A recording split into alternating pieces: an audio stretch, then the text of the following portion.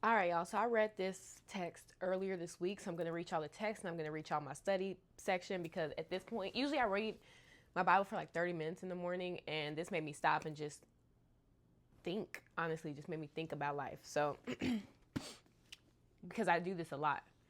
Better is the sight of the eyes than the wandering of desire. This also is vanity and grasping for the wind. The study text says, the meaning of this proverb is that it is better making do with what we can look on and enjoy than fantasizing about desirable things that are beyond our grasp. I am the ultimate Imagineer. Okay, I don't know if that's a real word, but my imagination is strong, extremely strong. And part of this I feel like is because I'm a dreamer, but the other side of this is very disappointing, honestly, because I will fantasize about a life I don't have. I'll fantasize about a man I don't have. I'll fantasize about things that I wouldn't even say are outside of my grasp, but that just don't exist right now. And so what that does is it creates disappointment in my life that it's not here yet, or that it's not happening in that way.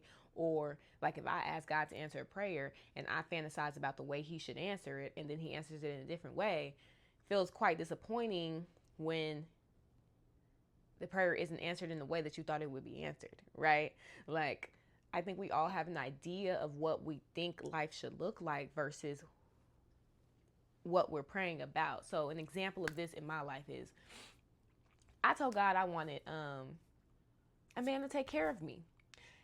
I told him this a while ago now, like maybe 2 years ago. Like, this is when I was really like comfortable in my life. I had my own apartment, I had my own car. I was just very comfortable living it up, living in like luxury type thing. And I'm like, God, now all that's left is a man to take care of me.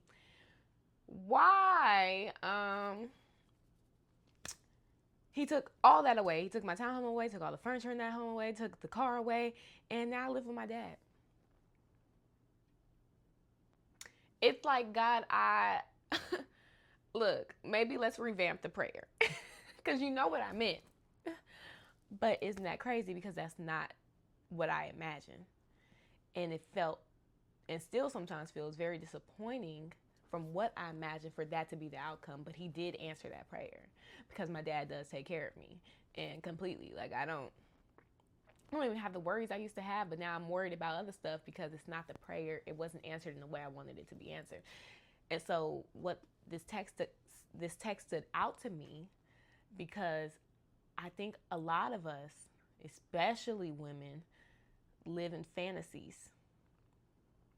Fantasies about life, fantasy about men, fantasy about love that only gets exasperated by movies and TV and dramas, right? But what does it feel like to live in truth and expectation and in hope without living in fantasy?